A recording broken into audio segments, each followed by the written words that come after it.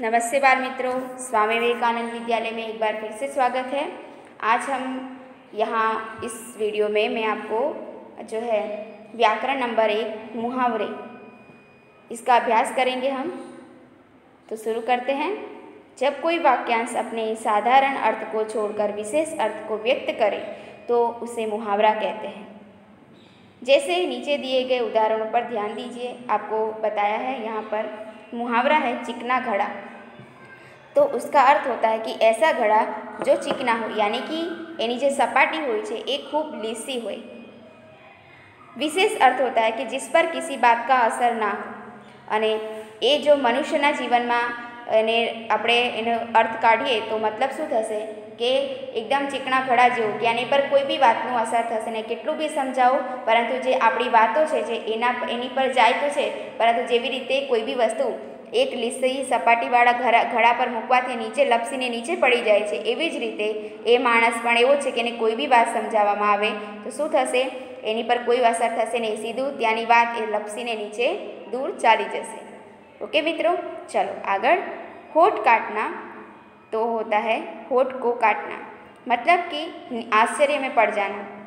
कोई पण वस्तु सांभळीए अने आपणे आश्चर्यमां पड़ी जईए। रात दिन एक करना, यानी कि रात अने दिवस एक करी खूब मेहनत करवी। एटले के शुं होय कि आपणी एक दिनचर्या एवी होय कि आपणे आखो दिवस काम करीए अने रात्रे शुं करीए, आराम करीए।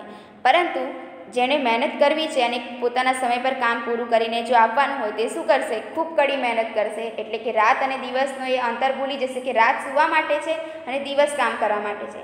परंतु शुं करशे, दिवस अने रात बने काम टाइम समय काम करीने पोतानुं कार्य पूरुं करशे, मेहनत करशे। एटला माटे कही शकाशे कि कड़ी मेहनत करना।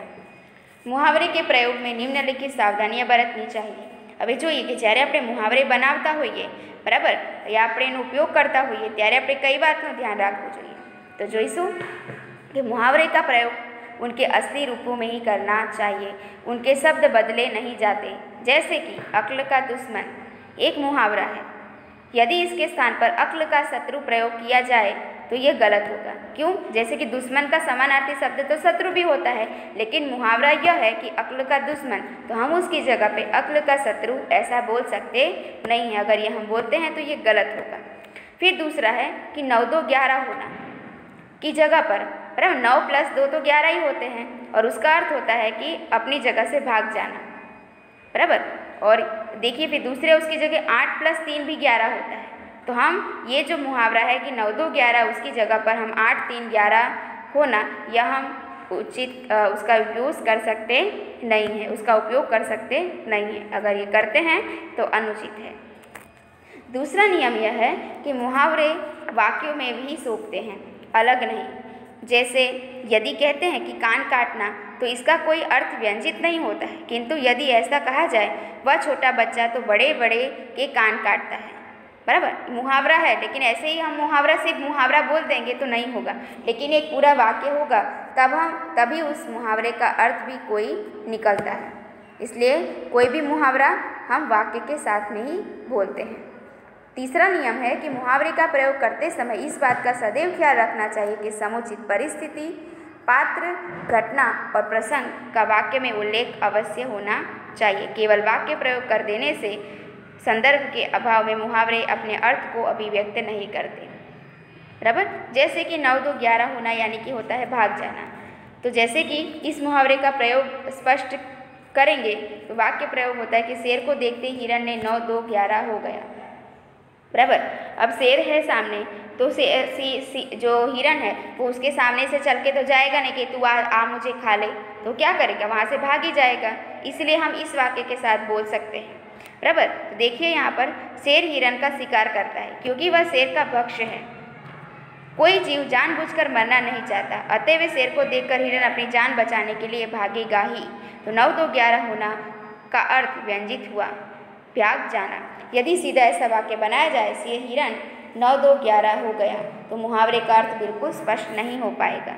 मुहावरे का एक विलक्षण अर्थ होता है कि इसमें वाचार्थ का कोई स्थान नहीं होता। जैसे कि आग में घी डालना का जब वाक्य प्रयोग होगा तब इसका अर्थ ये होगा कि क्रोध को भड़काना। 5वां नियम है कि मुहावरे के वाक्य प्रयोग अलग अलग रूप से हो सकते हैं। जैसे कि पानी पानी होना, तो इसको हम अलग अलग वाक्य में भी इस्तेमाल कर सकते हैं। जैसे कि इसमें पानी पानी होने की क्या ज़रूरत है, इस उम्र में ऐसी गलतियाँ हो जाती हैं।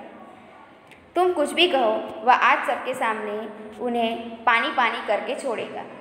बात में जरूर दम है, तभी तो वह व्यक्ति आज मेरे सामने पानी पानी है। भरी सभा में पोल खुल जाने से मुखिया जी पानी पानी हो गए। ठीक है, तो इस तरीके से हम मुहावरा एक ही है, लेकिन उसको सही जगह पर बराबर सही वाक्य में और अलग अलग वाक्य में अलग अलग परिस्थिति में उसका उपयोग हम कर सकते हैं। ठीक है मित्रों, तो आज का ये जो हमारा मुहावरे व्याकरण नंबर 1 है वो यहाँ पे समाप्त होता है। धन्यवाद।